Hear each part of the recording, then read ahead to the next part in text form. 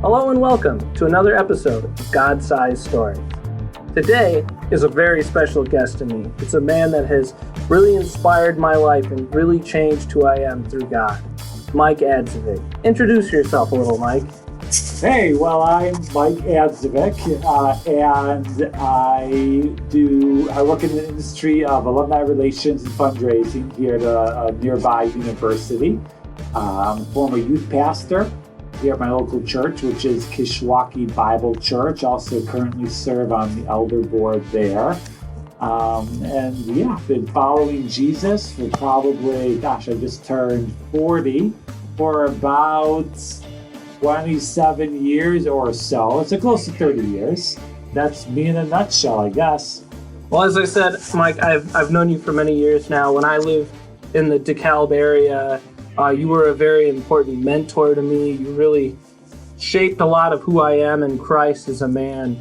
I really cherish the time we spent every week getting coffee and reading and studying, and just the bond that we built in that time, and as well over wrestling and just laughing over ridiculous things like Kane's agility.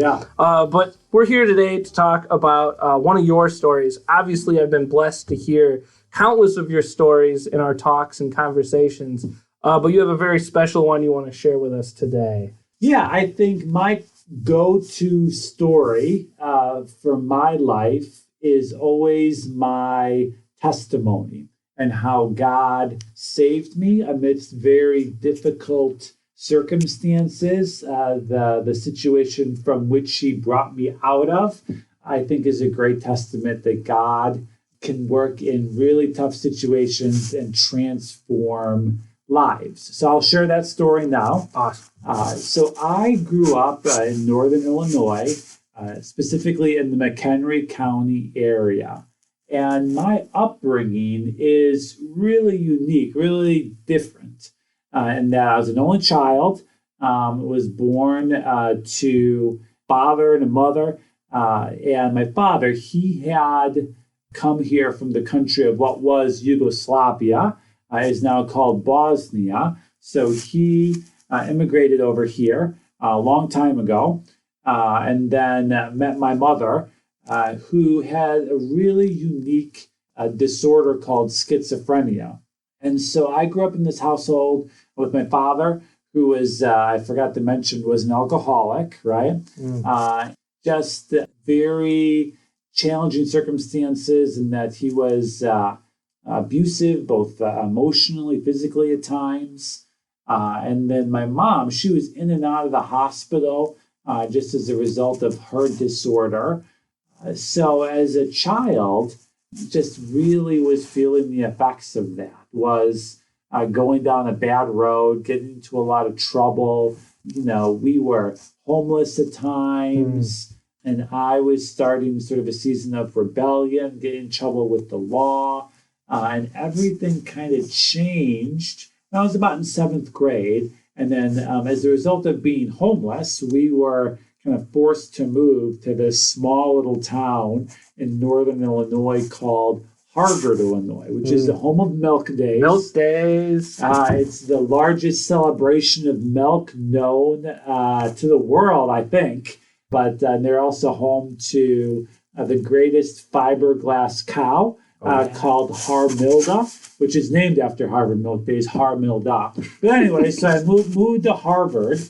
You know, we lived in this very small little apartment in Harvard. And one day, my father, I had to go to the dentist, to get a root canal, I think it was. But my father, he couldn't take me to the dentist, so I had to take this thing called a dial-a-ride, which is, it's like a Pace bus. You call them, give them $1, they take you to the dentist. So I went to the dentist, got my dental work done, but then I didn't have $1 to get a ride from the dentist to my house. So I had to walk home, didn't really know how to get home. I was newer to the area again. And so I decided to take this shortcut. It wasn't even short. I didn't know where I was going, but I decided to go the way I thought was a shortcut back to my home, which included walking across these railroad tracks. And so on this particular day, there were all these stalled cars on the railroad tracks. So to cross the tracks, I had to climb up on the hitch that linked to these train cars together and make it over. And so the hitch wasn't very high, but I climbed up on that hitch and then jumped off. And again, I was holding, I think, my 7th grade English textbook in my left arm and just fell awkwardly on my right arm to the point where I had a near compound fracture of both my radius and ulna bones, right? And so what I had to do, then after that, so the bones break, and I had to climb up over the hitch and up this big hill before I went into some lawn and garden store and just kind of collapsed. And then, went to the hospital, and it did nerve damage in my arm. And I had a long road of recovery, which included a lot of doctor's visits, physical therapy. And one of the doctors that I needed to see was far away. My father, he could not take me to see the doctor. We didn't have the resources, or I don't think we had a car at the time, or the car was damaged. So he decided kind of out of the blue to call the pastor of Harvard Bible Church. And he said, hey, my son needs a ride to the doctor to a town, a couple towns away. Can you give him a ride? And so the pastor agreed, which was awesome. And so he picks me up, takes me to the doctor. And from that, I began developing a good relationship with him. He began seeing some of the difficulties and challenges that were going on in my home.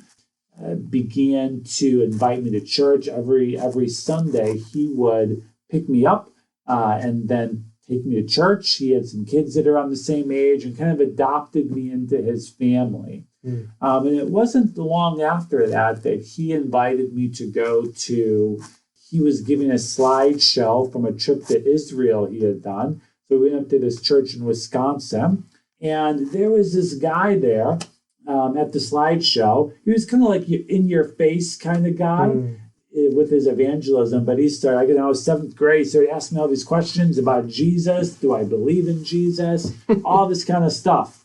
On the way home, it was a Sunday night, I remember it very well, in August. So I was talking to my pastor, his family was in the car, and I started talking to him about this conversation I was having with this guy about Jesus and all these kinds of things I was hearing about, but didn't really fully buy into yet. And so eventually, again, we're driving down some road, some country road from Wisconsin to Illinois. And eventually the pastor asks me, hey, Mike, do you want to put your faith in Jesus? And I said, yes, right? And I remember pulling the car over. I didn't pull it. The pastor pulled the car over. And, I sort of prayed the prayer and became a believer, right? And the thing that was incredible, right, is that I remember the next day, it's like my life had turned around so sharply after that point, right? Whereas before, sort of these challenging situations and circumstances that I was in, with the abuse that was in my home, with dealing with the challenges with my mother, with dealing with poverty, and sort of the decline that I was going into as a result of those things, like struggling in school and grades. Like I remember this happened right before my 8th grade year of school, and it seems instantly, right? God turned my life around, right? All these things which were defining me, which were holding me down, God, through his grace, gave me the power to overcome, right? They were still there, obviously, but they weren't defining me. They weren't preventing me. They weren't having a negative effect on me anymore. I remember all of a sudden, like I started reading, I read through the Bible in my first year, was going to prayer meetings. And then I grew up in this really small church, right? Not more than like 50 people, but they kind of adopted me as their own. They all knew sort of the challenges I was having at home. And so really became my family and became this awesome example of, while you might not be blood related to someone, when you're united in Christ, there is a deep family and a connection there, and really took me in, which was great. And again, for me, it was just a great demonstration that despite circumstances, despite difficulty, poverty, abuse, whatever it may be, God, through the power of the cross, the power of Jesus can turn you around. And, of course, over the following 27 years, I've had my bumps and kinks in the road. But all along the way, God has just continued to do amazing things in my life to pick me up each time I fall down, and just, it's just been great. So, Mike, I love that story, and obviously this isn't the first time I've heard this story. I've heard it from you one-on-one. I've heard it when you in small groups. I've heard it with you when you telling middle schoolers when we were doing, and high schoolers when doing mission stuff together. And every single time it moves me again and again and again. And I thank you because, as I said, it's a powerful story. It's affected me. I know you've inspired others, youth and old alike, in a way to just, especially that part at the end really grabs me now, is the family aspect. Yeah. Once you're in, you have all of this family. Mm-hmm. And that they're immediately ready to pick you up and lift you when you can't walk. And they're ready to feed you when you don't have any food, or clothe you when you don't have any clothes. There's just this network of brothers and sisters out there that you can just rely on. And I love that.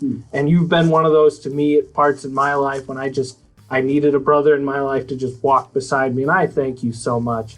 And listeners, wherever you are in your walk right now, I can guarantee there's those people out there for you. There's those brothers and those sisters that want to reach out to you. If you're hurting, they want to lift you up. Or maybe you're on the other end of that. Maybe there's someone in your life that you see that they're hurting, and they could be a brother or sister. You could help them by lifting them up. So please think about that today. And Mike, once again, thank you for sharing. Yeah. And audience, as always, thank you so much for listening. I couldn't do this without you. Goodbye.